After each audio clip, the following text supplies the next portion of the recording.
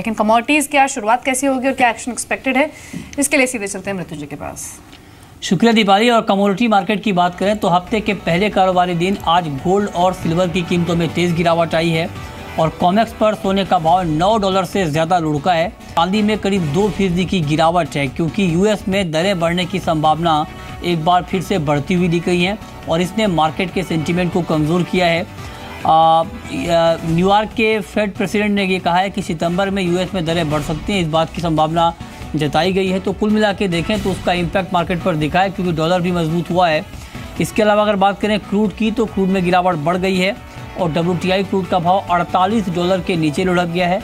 Brent का भाव 50 के करीब है क्योंकि बाजार के जानकारों का मानना है कि जो अगस्त की तेज़ी थी वो कहीं ना कहीं फंडामेंटल के मुकाबले ज़्यादा थी और यही वजह है कि अब बाज़ार प्रॉफिट बुकिंग के मूड में आ चुका है। अगस्त में ब्रेंट क्रूड का भाव अगर देखें अब तक तो करीब 20% तक बढ़ चुका है। उसके बाद मार्केट प्रॉफिट बुकिंग के मूड में यहाँ पर दिख रहा है। अगले महीने ओपेक और नॉन ओपेक की बैठक है, लेकिन बाजार का अनुमान यह है कि इस बैठक में शायद उत्पादन में कटौती पर कोई फैसला ना हो। इस बीच मार्केट की ओपनिंग हुई है। नेचुरल गैस में करीब 1% की बढ़त है और क्रूड का भाव करीब ₹14 नीचे यहाँ पर ट्रेड कर रहा है 3277 के लेवल पे। गोल्ड में तेज़ गिरावट है, करीब ₹250 नीचे है। MCX पर गोल्ड का भाव 31,240 के आसपास यहाँ पर ट्रेड कर रहा है। हमारे साथ अजय केडिया हैं, केडिया कमोडिटी के MD, और साथ ही माधवी मेहता है, कोटक कमोडिटी की analyst.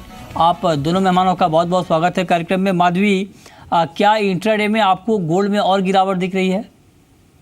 Good morning Nitin ji. जैसा कि देखा जा रहा है कि गोल्ड में आज वीक की ओपनिंग हुई है। मार्केट में काफी न्यूज हो रही है कि शायद फेड रेट हाइक कर सकता है।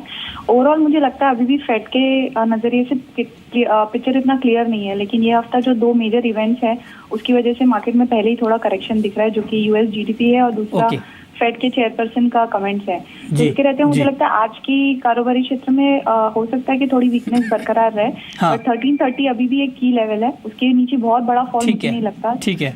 हाँ, चांदी में अजय केडिया आज तेज गिरावट आई है गोल्ड के मुकाबले, अंतर्राष्ट्रीय बाजार में भी और घरेलू बाजार में भी। चांदी के ऊपर क्या कमेंट है आपका? गुड मॉर्निंग मित्र। डेफिनेटली अगर पिछले हफ्ते तक देखें तो एक उम्मीद थी फेड की मीट से कि कुछ चेंजेस नहीं होगा, बट फ्राइडे को जो डेटा पॉइंट है उसके बाद हमने देखा एक डॉलर इंडेक्स में जो जंप आया 94 से। टाइमिंग नहीं रहता है डॉलर इंडेक्स में जंप रहेगा और जो एक मार्केट में गुजरात बनी हुई कि इंटरसेट हाइक जल्द हो सकता है। हाँ। उसी के लिए आज इंटरनेशनल में $19 का लेवल तोड़ चुका है, तो मुझे लगता है कि थोड़ी गिरावट रह सकती है जो 1870 इंटरनेशनल में, जबकि डोमेस्टिक मार्केट में 44,300 तक का लेवल दिखा सकता है। ठीक है, तो गोल्ड और सिल्वर में शुरुआती दौर में तेज गिरावट आ गई है, MCX पर भी और अंतर्राष्ट्रीय बाजार में भी, और जानकारों का मानना है कि ये गिरावट इंट्राडे में और बढ़ सकती है। फिलहाल करीब ₹850 नीचे MCX पर चांदी में ट्रेड हो रहा है। बिल्कुल संक्षेप में क्रूड के ऊपर क्या कमेंट है आपका माधवी? क्रूड में भी मेरे ख्याल से कॉन्ट्रैक्ट एक्सपायरी की वजह से थोड़ा बहुत करेक्शन दिख रहा है, बट ओवरऑल अभी भी मुझे लगता नहीं कोई मेजर फॉल के लिए ट्रिगर है। हाँ। अभी भी नीचे स्तर पर बाइंग करके चल सकते हैं। इंटरनेशनल में 4950 जो अक्टूबर कॉन्ट्रैक्ट के लिए है और डोमेस्टिक बाजार में 3340 का लेवल मिल सकता है। ठीक है, आपकी कॉल क्या होगी अजय केडिया क्रूड के ऊपर?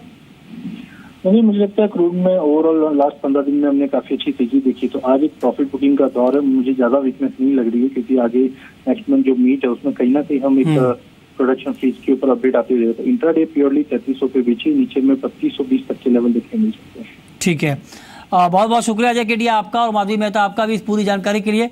लेकिन इस बीच हमारे साथ तरुण जुड़े हैं और खबर ये है कि ऑप्शन ट्रेडिंग का रास्ता अब साफ हो गया। तरुण, इस पर क्या अपडेट है? और कहूँगा कि सेबी ने जो कमोडिटी में जो ऑप्शन है उसका रास्ता साफ कर दिया है।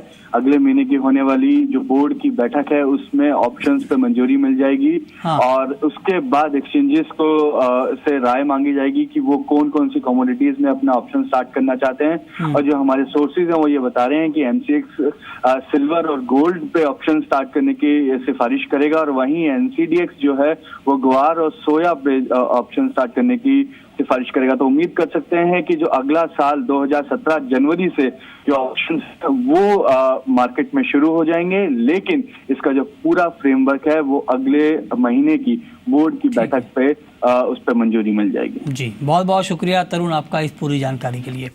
तो फिलहाल इस अपडेट में इतना ही।